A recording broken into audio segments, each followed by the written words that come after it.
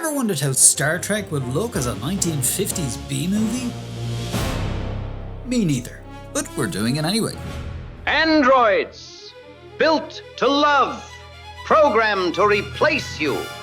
A starship plagued by desire, where discipline is the first casualty. And a transformation that defies evolution begets a mutation that cannot be stopped. These are 3 Star Trek stories, reimagined as classic sci-fi movies. Plus the behind the scenes of how the episodes were made. Unfortunately, that was a royal steaming stinker. Oh, stuff it. Let's start with this one. In a galaxy where science has gone too far, a frozen world hides a terrifying secret. Deep beneath the ice, a long-dead scientist now lives. His brilliant mind bent to one purpose: creations that can replace man. And an answer to the one question no man can answer. What are little girls made of? When What Are Little Girls Made Of went before the cameras, Star Trek was still very much a show figuring itself out. But Gene Roddenberry had made a calculated move to bring in some heavyweight writing talent. So we hired Robert Bloch, the man behind Psycho, which had already become Alfred Hitchcock's biggest hit. Bloch watched the pilot episode at a screening in Desilu, liked what he saw, and signed on for a then impressive $4,500 payday. Is that a lot? But this wasn't easy money, because Gene Roddenberry had a growing reputation for heavy rewrites, and this script became a testing ground. With legal concerns over similarities to existing material, major changes were required, and the story passed through multiple hands. Even director James Goldstone was dragged into the chaos. At the edge of space, the space vessel Enterprise hurtles toward a frozen world. Alongside her fearless captain, the lovely nurse Christine Chapel teleports into this icy world, carrying hope and a secret love. Majel Barrett and creator Gene Roddenberry's secret love had been going on for 3 years by the time Star Trek launched. Some of their executives were outraged. And with Gene still married, their affair was becoming impossible to ignore. Yes, it is, isn't it? Gene had cast her as number 1 in the original pilot, second in command only to the captain, but the network didn't go for that, so when Star Trek was greenlit as a series, Gene cast her again, this time as Christine Chapel, changing her from a brunette to a blonde and hoping the network wouldn't notice. Well, they did notice, but they let him away with it anyway. Still, What Are Little Girls Made Of remains the only major role for Christine in the entire series, as the estranged fiancé of this guy. The brilliant, long vanished, and possibly insane Dr. Roger Corby. And guarding Corby's tomb of technology, a creature that no heavenly god put upon this earth. Ruck! A machine in the shape of a man, programmed for obedience and murder.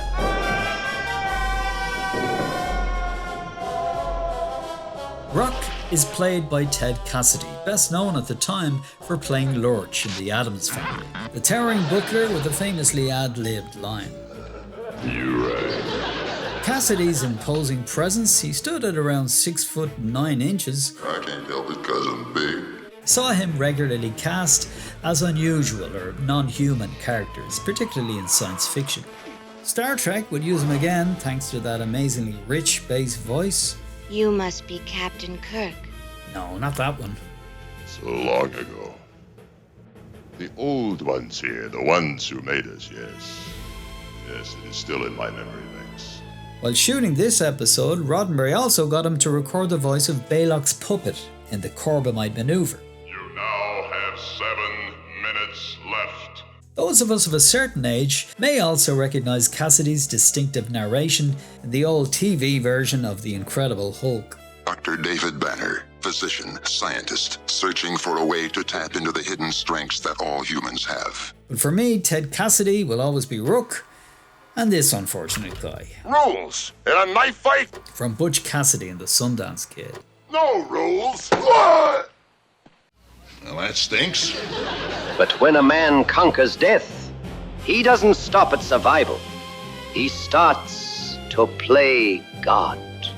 And as Corby speaks of machines and miracles, one of his greatest miracles enters. She appears as if on command, flawless, elegant. Her name? I'm Andrea. The lovely Andrea. A vision of perfection, but crafted, not born. All woman on the outside, but designed to deceive. Sherry Jackson, who began her acting career at the tender age of 6, was cast as Andrea on the basis of having worked with Star Trek's casting director, Joseph D. Agostya. D. Agostya was, in his own words, madly in love with her. Jackson remembers being warned not to talk to Nimoy about his ears. I know he didn't like his ears. And I was told in the makeup department, don't mention his ears. And I went, no, okay, I won't. But he was, this is only the 10th segment. So he was like really uncomfortable being pegged with these ears. But Shatner was his sexy, charming self, Oh, and then another little tidbit is they had to shave his chest for that. Did you know that? Mr. Roddenberry felt that Captain Kirk wouldn't be hairy. So they shaved his whole chest, and he kept complaining, I'm itching. Are you all right? As far as I know. Next, Out of 100 and some episodes, you're gonna have some stinkers. how did an episode its own writer describe as Not my shining moment. go on to win an Emmy? You may proceed. If you are enjoying this movie presentation, the management of this theater humbly ask you to subscribe. It won't cost a penny, but it will ensure that our entertainments continue. Threshold. When science dares to reach a speed so great, it shatters the laws of space itself. One man strives to be the first human to exist everywhere, all at once. But when a man occupies the entire universe, what comes back may not be human. This episode exists because of a very specific Voyager problem. The show needed a believable shortcut home. If Voyager achieved Warp 10, we could be home in as long as it takes to push a button. Ow! The central idea is described as infinite velocity, where a ship exists at every point in the universe simultaneously. Warp 1 was equivalent to the speed of light. Warp 2 was 4 or 5 times the speed of light. Warp 10 would represent infinite velocity. Infinite velocity? Got it. So that means very fast. I'm approaching the threshold. It's a high concept premise that rests entirely on the shoulders of one man. I'm breaking up. Tom Paris. Reckless, unpredictable, but the perfect man to pilot the first Warp 10 flight. He will outrun distance, outrun time, outrun the very universe itself. Ow. And will, for one brief moment, be everywhere. All at once. I was everywhere. Back home, everywhere. Other galaxies. What's happening? I mean, everywhere. But a mere human body was never designed for infinity. Wake up, Lieutenant! Actor Robert Duncan McNeil cast in Voyager to essentially play a rethread of a character he played in a Next Generation episode. Everything's gonna be all right, as long as we stick together. Recognized the weirdness of the premise, but still enjoyed being given the opportunity to finally stretch his acting chops. How do you know this isn't good for me? How do you know this isn't the best thing that's ever happened to me? That's a possibility. And so, he crossed the threshold. But at what price? Every cell altered, every instinct unleashed. A body mutating beyond control. A transformation that no one can stop. On a threshold no man should ever cross. This episode definitely got its share of criticism in the script department. Just ask writer Brandon Braga. People are very unforgiving. I've written well over 100 episodes of Star Trek, yet it seems to be the only episode anyone brings up. You know, Brandon Braga, who wrote Threshold.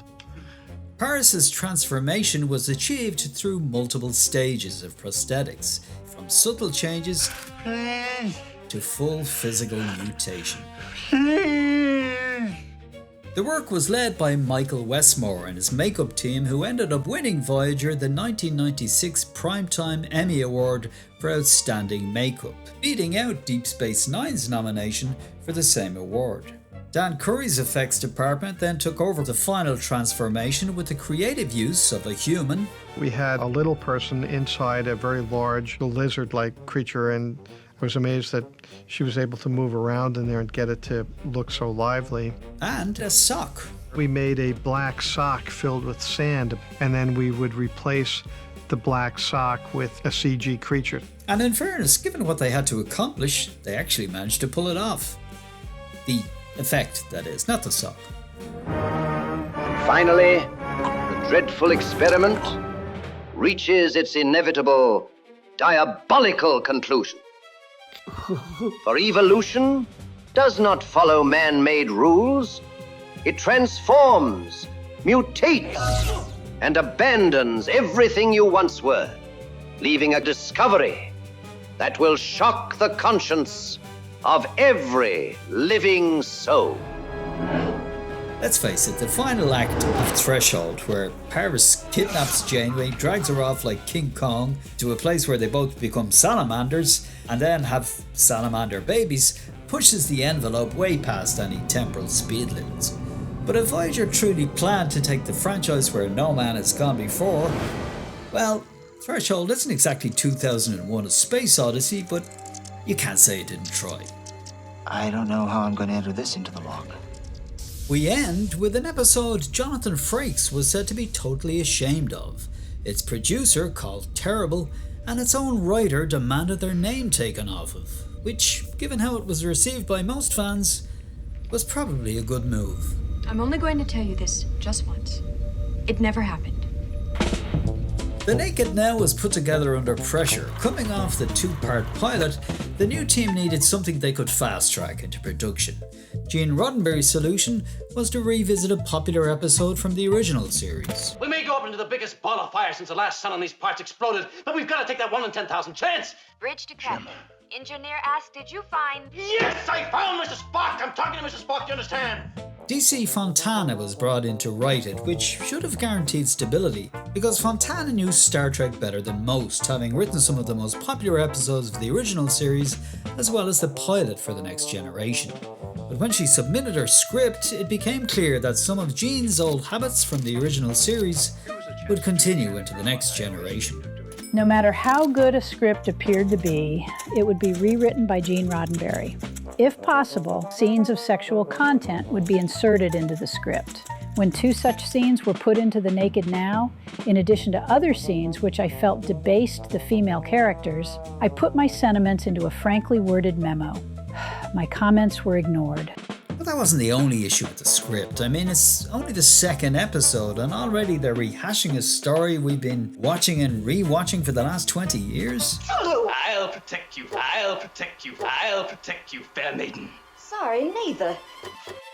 On the gallant star vessel Enterprise, a landing party is sent to investigate the unknown, a research outpost, silent, abandoned, its crew frozen where they stand, their uniforms discarded.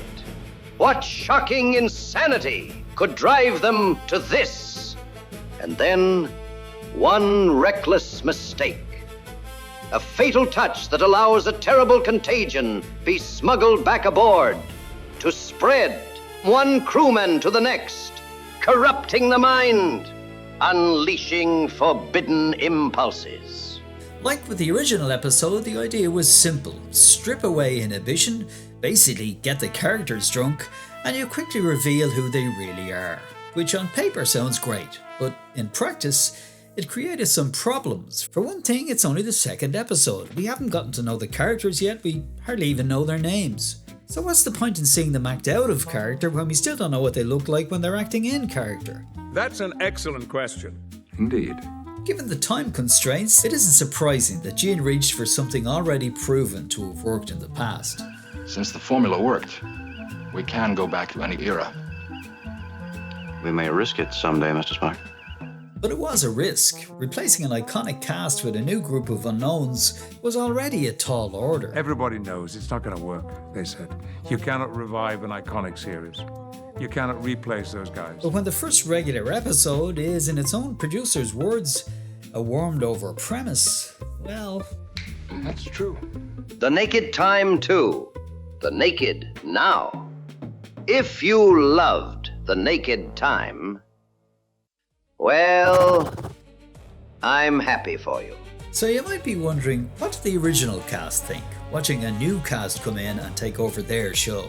Well, George Takei, never one to mince his words, describes it as like seeing young children putting on their parents' clothes and trying to act like grown-ups.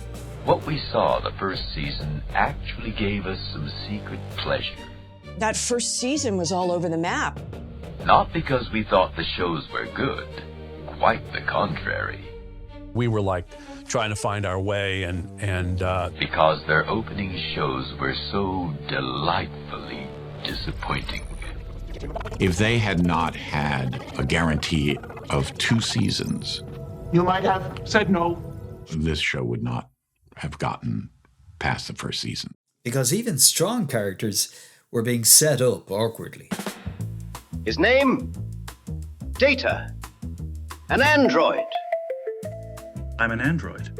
You're the android. A robotic machine of untold inhuman intelligence. Trained to assist. An android alarm clock. To obey. Aye, sir. But a being without emotion. Honey, I'm home. Built with unimaginable strengths and abilities. Endowed with abilities far beyond mortal limits. You jewel, that's exactly what I hoped. But when it comes to matters of love, by our human standards, an innocent. Never intended for this. A woman, consumed by shameless, reckless desire. A slave to sensation, seeking passion without limit, chasing thrill after thrill with no thought of consequence. A warning to all who witness. The Data Tasha Yar scene, distinctly and awkwardly Roddenberry-esque as it is still probably the best remembered scene from The Naked Now, if indeed there is such a thing. Denise Crosby and Brent Spiner recall it fondly, and with the cast at that stage still finding their feet, it may have been one of the first moments that defined what they would become as a group, each one intent on squeezing every bit of fun out of the experience. We are not here to have fun. Well, almost everyone. Data got laid several times. He was fully functional. I know, but he wasn't getting He had 3 speeds. I know. Do them. Captain Denise Crosby. Do them. Jonathan, do them.